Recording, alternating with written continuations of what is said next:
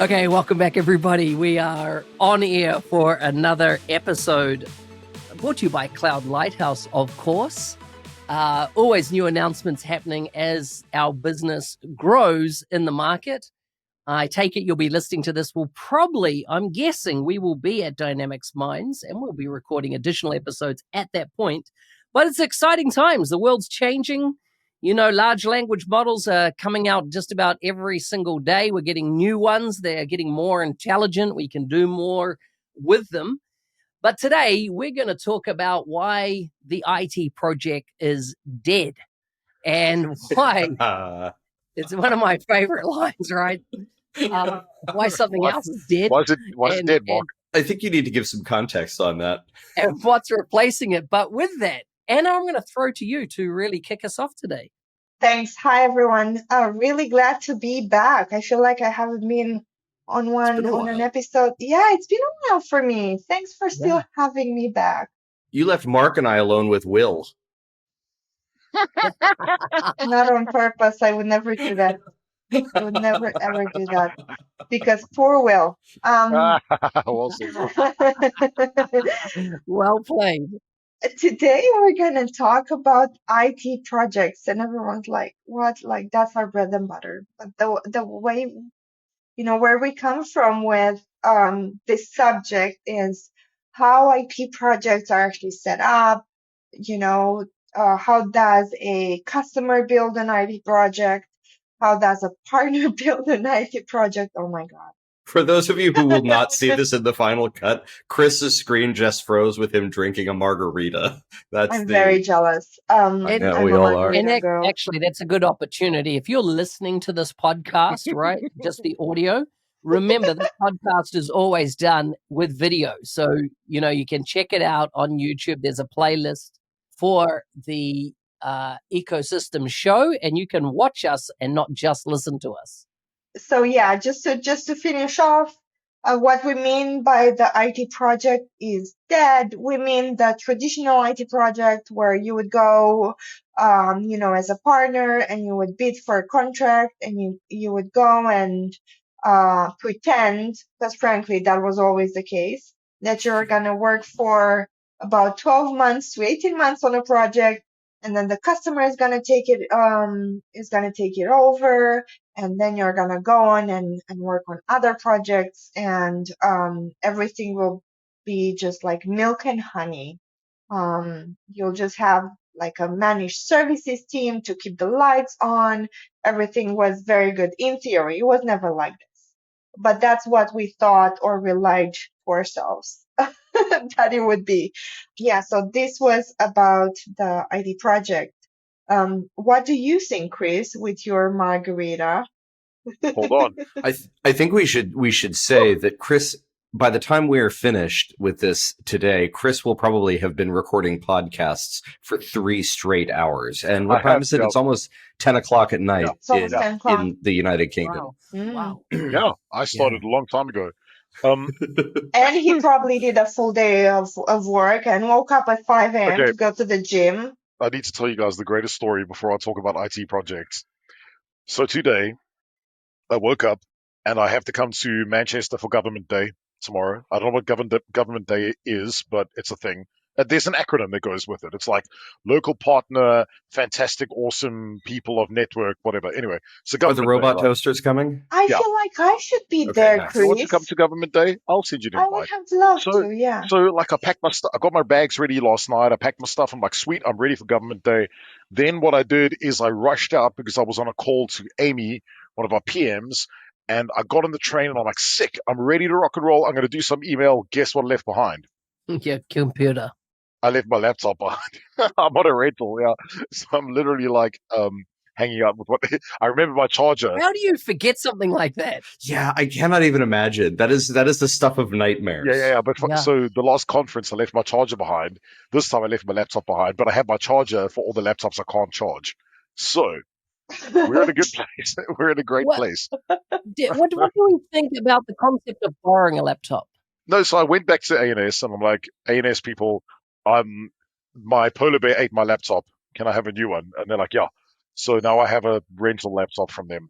Yeah, but how do you feel about it? About borrowing a laptop It's kind of like, that's not yours? What other grubby fingers have been on that trackpad? well, the thing is, what I can tell you now is that all the vowel keys work, which is cool. Because on my laptop, none of the vowel keys work because I'm so brutal on them. So because I type so hard, right? So A, E, I I, O, don't U. even know what to Wow. think. Yeah. Wow. This is Chris types the way he talks. Yeah, I do, right? Like In vowels. in vowels. So like, Ah, Chris was the guy who I believe one year at a conference, you this was at the after party, and by the end of the night you were talking only in vowels. that's what it's underwater Swahili, bro. It's how I normally talk.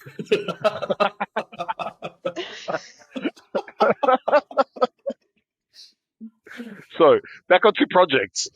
That's a great question, Anna. First of all, hire a project manager who can look after their laptop. What I've learned is, Can you imagine Chris as a project manager? Oh my god. I think he would be an awesome project manager. I'm here to tell you I worked with Chris, and Chris I'm is here to tell pretty you. organized. Mhm, I know he doesn't look like he is, but he never misses a deadline that's right. or Thank you so much, anything. Anna. He Yeah. remembers everything, to be Uh-huh, fair. I do. That's correct. Thank you, Anna. I'm Are surprised. you okay in the Yeah. head tonight, Chris? I wanted to carry on swirling. No, so listen, I've been on podcasts and I've been on for like 4 hours. So I think from a project point of view, like we've had to de-educate people on actually what a project is because they Hmm. have this thing in their head. They're like, okay, we're gonna take a thing and we're gonna make it into another thing. And then when we're done, right? And these are our deliverables, and we have deliverables, and then we're awesome. And even the frameworks are designed for like these hardcore deliverables and things that you make. But the thing that makes me laugh so much, right, is that when you look at tools that we're using now, the tech is moving so fast. Your deliverable can't be delivered by the same thing that you decided to deliver in the first place, right? Oh, yeah, absolutely. So how is that possible? Like you can't. It doesn't work, right? So the whole idea is that you have to be able to move. I feel like a project is more of a. It's like water. It's got to be a fluid thing, right? So Mark is right. The project really is dead. Dun dun dun. Yeah, I think so. So I think that we need to make the distinction here, right? In that there are still a lot. I just can't with Chris at this drink. So my distinction is that there are still a lot of consultancies out there delivering using an outdated project-based model. And there are still a lot of customers that are out there trying to buy IT projects, right? So we're almost talking in the future and saying the IT project is dead. Right now, I think that the traditional IT project is largely dead, but most people don't yet realize it. And loads of consultancies and customers are trying very desperately to cling to this very, I think, fundamentally outdated way of doing business. And since you all have given me an opening by not talking over me, I'm going to continue with my thesis on this, right? So, Oh, Mark, sorry, getting a Andrew. I thumbs just up wanted to from say Mark. so. We've gotten to a point on the podcast where we either just, and by the way, it's not a podcast anymore, Mark. I hear it's a show. It's a show.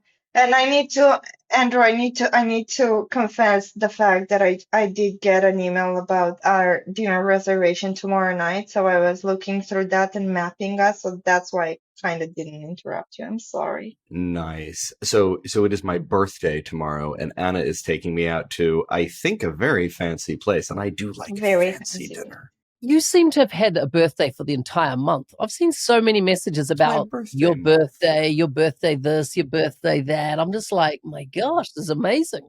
It's his birthday year, Mark. He celebrates his birthday. Yeah, wake us up at the first. Always the case. Oh, ever since Andrew had his midlife crisis, he started appreciating his birthday. So now we're on full on party. We're gonna go to dinner tomorrow, and then I'm sure we're gonna party with you guys next week at Dynamics Minds. Mm-hmm. Actually, and I'm touched by this. For the second year in a row, the people at Doccentric are planning a blowout birthday party for me. It's just so amazing. Ooh. And that cake was the best cake ever last year. It was. Yo, that cake was so good. So, What's cake? So I can't recover from that. Okay, the project. I'm just so sorry that I wasn't paying attention before when you said your stuff, which I'm sure was very clever. It was quite clever. Thank you.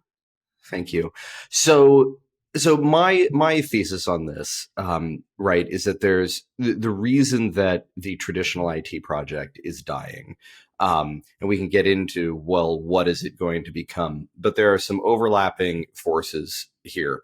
One of them is that the cloud has, over the last decade or so, just fundamentally changed the nature of what managed services are, right? Like, of what happens after the project. It used to be that you could have a booming business of patching and upgrading and turning dials and making sure all the blinky lights were blinking in the right way.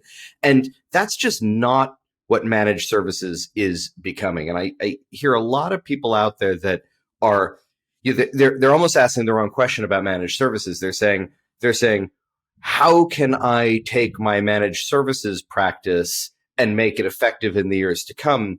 Whereas I think the right question is, well, maybe this notion of you have the people who do the projects and you have the people who do the managed services, maybe that's what needs to be thrown out, right? Yeah. So I think that there's that managed services force.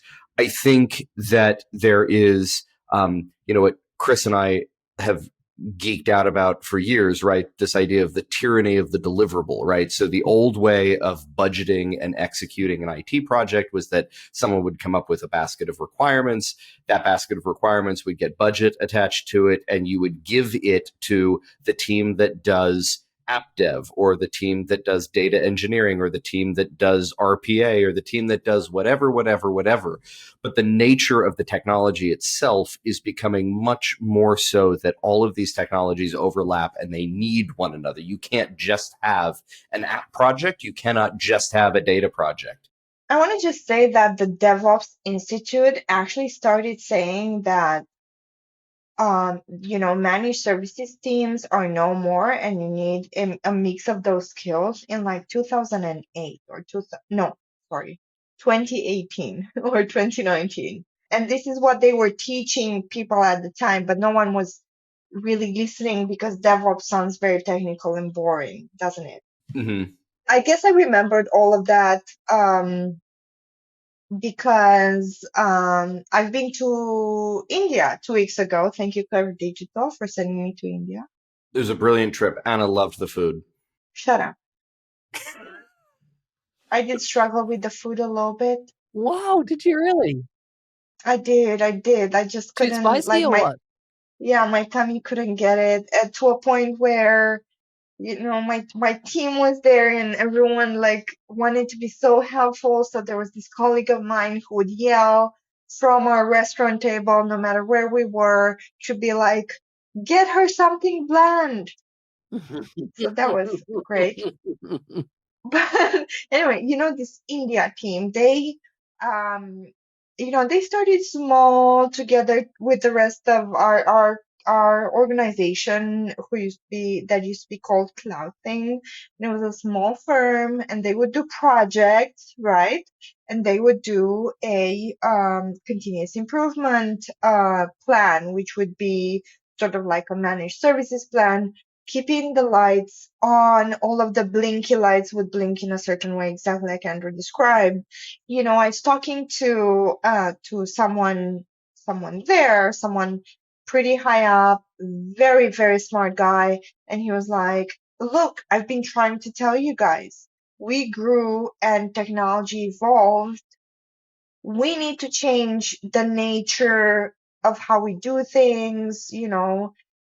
Contracts should be different, and obviously the newer contracts are different, and we're working in a different way. It kind of hit home with what I knew from the DevOps Institute, with how teams should be built and how we estimate for things. And exactly like you're saying, there's no more managed services. How do we revolutionize this so that it works? Well, and I think, Anna, to your point, right, these are things that, say, the DevOps Institute have been talking about for some time. What I think was potentially missing from that equation back in, I think you said 2018 when they first started talking about this. What was missing from that equation then may very well have been the economic imperative, right? So this condition with the cloud is not new, right? This transition out of the old managed services model has been underway for some time. The same goes for the differences, for the convergence of tech, where you can't just have an app project or a data project, et cetera. But I think that the ingredient that is not today, when we are recording on the 20th of May, 2024, not everyone has felt this yet, but people are going to feel this in the next 12 to 24 months in a big way. And that is that the nature of these projects and what has driven these projects has been this focus on monolithic core business systems. I'm going to install or upgrade my ERP or my CRM or my HR information system or whatever your core business system of choice might be. And for a very long time, we had consultancies had a very cyclical, stable business model where every 5 to 7 years, their customers were going to need to undertake a big project to upgrade. And what we are now at is we're on the downward slope where most of these core business systems have been moved to the cloud in some form of a PaaS or SaaS architecture, where the upgrades or the updates to these systems are being pushed on a fairly incremental but regular basis. So partners around the world, consultancies around the world, are about to see this historic stream of cyclical revenue vanish. And that, I think, might be the economic imperative that pushes them over the edge to seek new business models. Though, unfortunately, I don't think enough of them are going to figure this out. I think they're going to try very, very desperately to cling to this old-fashioned model of project-based work because that's their bread and butter. And they're going to have a huge innovator's dilemma. And I think we're going to see some partners, a lot of partners actually in the coming years, really start to fail. Yeah, we called this, though. This has been a long time in the making. I mean, we said the same thing about niche little canvas apps. It's like, oh, in the beginning, we'll have Bob and Mary make some niche canvas apps for some people, and then Craplet, it's called, Chris. It's called a craplet, and her name was Sally from HR. and all of a sudden, craplets go. It's the same thing with like these upgrades, right? Like, oh no, we'll make all our earth money from doing upgrades and this junk, and now it's going away. The thing that bothers me though is that like it's not as if people haven't been warned though. Like we've said to people, dudes, sort your shit out. Go and learn about enablement. Go and learn about driving governance. Go and learn about driving security. Like, think about the wider data platform. Wait, you mean customers? We told customers to do that? No, partners. We told partners. Yeah. We told Okay, partners. good. Anna, you and me told partners to do that. I know. What a great team, hey? Yeah. We have a slide. Do you remember making a slide at Microsoft where it was that horrible green color, but I had at the top right, I'm like, advisory. Advisory is your thing you need to do here to help people understand their wider ecosystem. And they were like, oh, what is this thing that makes no sense? And even the partner I'm with now, we're trying to drive advisory, and they're kind of getting it, but it's hard, right? Because it doesn't have a tangible outcome every time. It's not like, oh, look, I have a thing to put a lemon and lime juice in. It's way bigger than that. And that's what you call a wicked problem. And actually, if you listen to what Paul Cumsey talks about, Paul's great, right? Like I love his books and stuff. But he talks about actually people are so fixated on solving the simple problem because they understand a defined outcome, right? Whereas actually what we're trying to solve is a wicked problem, which is systemic with a lot of way more wicked problems underneath. And that's hard, right? And people don't want to accept the fact that it's there. Well, and what's happening, part of why this is a wicked problem is because it is the status quo at present is maintained by the bad behavior of both the customer and the provider of service, right? Yeah. So on the provider of service side, on the partner side, you have these organizations, many of them at this point who are owned by private equity or some other kind of growth centric investment model, right? Have this this imperative to not implode their traditional revenue stream, right? So I see on the partner side a lot of resistance to trying these new business models and moving away from the cash cow that was the project-based model. And to this point, it's actually suited these partners quite well, because on the customer side, you have a way of budgeting within IT departments that, like I said earlier, basically says, I have a basket of requirements. I am going to tie it to a line item of budget, and I'm going to go out to the market and ask for people who can meet these requirements for me and be done with it. But I think that this strange arrangement that weirdly keeps partners in the past and costs customers way more than it should, we got to be close to a shatter point here, right, guys? I don't think that it keeps partners in the past. I feel like people can just not move as fast. Like they need the cash, the cash cow. They're not all Cloud Lighthouse or brand new and like. Cloud Lighthouse is not an implementation partner, just to be clear. Exactly, right? So for an implementation partner, how do you do that from an implementation partner perspective? Well, let's ask the question. So what's next? What if we agree, and it sounds like we do, that the old way of working is not the future way of working, what replaces it, guys? So one thing I've noticed is that customers are much more mature nowadays than in the past when they used to. I know, Chris, we'll debate this in a second. What I mean by mature is that, my 20 years of being in the space, in the early days, when you would go in and you would present to a customer the concept of dynamics back then, these are comments that I remember getting. I thought Microsoft only did the operating system, Windows. Isn't that theirs? Do they only do servers? Like, what is this? Like, and so it was always, you had to explain what the technology could do and how it could enable. Now, a customer doesn't come to market and go, what is this dynamics thing? It's an established product in market. They've probably got a couple of people on their team that have been involved in those type of projects in the past. What I am noticing is that in the past, a customer would have a much greater degree of dependency on their implementation partner because they didn't know. They hadn't implemented technology like this. Now you're dealing with a market that is implemented, and I'm not saying that particular company, but they've got staff on board that have been involved in these projects in the past. They've got an opinion. They've got an opinion about Dynamics and its various workloads. They've got an opinion even about Power Platform. And the one I find funny about the Power Platform, it's the whole elephant analogy, right? One's holding the tail and go, I know what the Power Platform does. Someone else holding the trunk and going, no, it does this, right? There's a massive amount of confusion on the concept of the Power Platform. I even noticed this in Microsoft.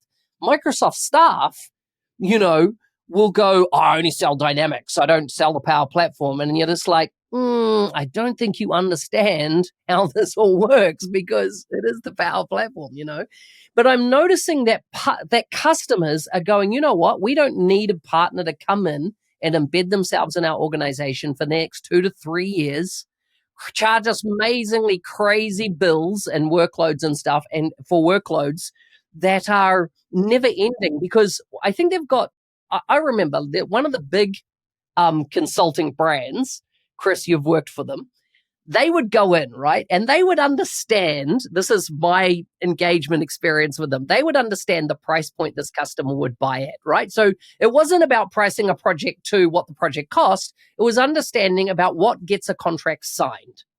And they would get a contract signed, and let's say the contract for the customer was, let's say, $1.5 million. And they were like, okay, we're allocating $1.5 million. And so no matter how, let's say it was a $3 million piece of work, the price that it was sold on was $1.5 million. 4 years later, after $6 million had been spent, right, because of the, hey, change request, let's check another change request. Oh, no, we didn't scope that. It's just CR, and these things would grow up. And I think the customer has got to the point of going, let's not play that game. Let's play it that we run our own projects and we will bring in resource where we need. The problem with that, that's also fraught with problems. The problem with that model is that they bring people in inside their organization to actually oversee and run the project. Yeah. And because they're part of the embedded customer, they're in the politics of that organization. And I often also find that when customers run their own projects, they also blow out budget-wise because there's a whole different dynamic in play. But they blow it out differently, though. It's very political. It's always very political. And what are we talking about? There's no budget. Like, whenever I see fixed price, I cringe. Oh, I like fixed price. Exactly like Chris said. There's no, you like a fixed price. I'll tell you why, but there's no, we're gonna deliver that in like 18 months time because everything just changes so rapidly. Yeah. I think that and I don't want to lose track of what Anna just said in 18 months time. But this is something that I've been, this is another rehashed DevOps principle, right? But with some of these more experimental AI implementations or development of AI native workloads, differential AI, we have called it. I've been advising organizations to be much more, basically to make small, measured investment, demand that you see progress, not progress as a finished product, right? I want to see that this augmented LLM works after a couple weeks of work. So this is sort of, two of these things go hand in hand, right? One is that you make the small investment towards incremental progress. But the other is that you have to be willing as an organization to walk away from a sunk cost, right? You have to be willing as an organization to say, you know what? Yes, we invested some money. Yes, we let the development of this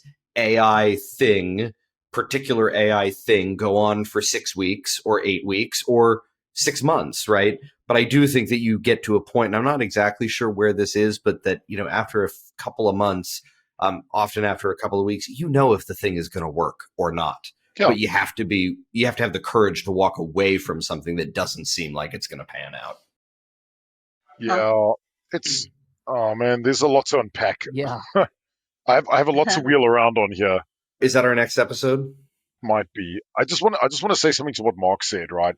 I don't think all customers are that clued up. Can I tell you guys about a really shitty experience I had last week? Mainly because of me. But I spoke to a customer who's in higher education. The people that were on the call were solution architects in the business for 25 years plus. Okay? They were obsessed with the use case. Obsessed. They're like, how are you going to drive ROI with Copilot? I'm like, dude, how do you drive ROI with Excel? Like, what was your use case? Is this the call where where everyone hung up on you? Yeah, 3 people left the call. Yeah. Yeah, you motherfuckers know. Overhand 5. Yeah. And it was interesting because he didn't like that. He didn't like that at all.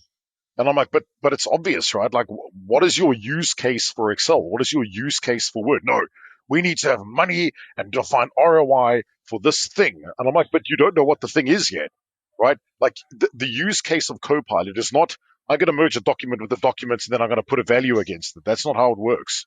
It's always going to be scenario driven. It's always going to plug into the wider discussion you have with your business. And that therein is the tyranny of the deliverable. It's saying we're trying to focus on the tiny little thing that drives a monetary value and you don't understand the wider picture yet. And it's very classic of what I would call the waterfall view. When we're looking at it from the top of the waterfall, we see everything. Okay? But when you're in the middle or the bottom of the waterfall, when you look up, you can't see anything. But when you look down, you only see your little periphery and your little world. And the problem that we have with places like this is that when organizations like that try and adopt new tech, it is people like that that make them fall drastically behind. And that's a problem. And it's a big problem. That is such a good analogy. And actually, I remember a real life scenario. I was in I was in South Africa, of all places, doing canyoning. Anna has had the best adventures. Correct. On top of like a waterfall, and I was supposed to like dive into it so I could see everything. And I thought that I saw everything, exactly like we think we see everything when we set up a project, right? and then I jumped into the waterfall because I didn't have, well, a child, so I was brave. And when I jumped into the waterfall, there was a tiny snake. It was brown, and it was incredibly dangerous. So the guy, like who was guiding us was trying to get me away from there. And it's just such a good analogy. Exactly. When you dive into like the project, there could be these very tiny deadly snakes. And he's like, you're going to die in like 30 seconds. You better like fuck off. Sorry. And on that note. Okay. But it's just like, it's a great analogy to a project. We should use it more often. I like it. I'm going to have to wrap there, guys. We're at time. It's been a great discussion. Remember, this show's brought to you by Cloud Lighthouse. We hope to see you back again, if not at Dynamics Minds next week. If you've got commentary that you want to add to what we're talking about, or you have some special insights and you'd like to come on a podcast with us, let us know. Reach out. We're all available on LinkedIn. We're pretty out there in different channels of how you can communicate with us. But thank you, and see you on the next one. Bye, guys. Thank you. Bye. Bye.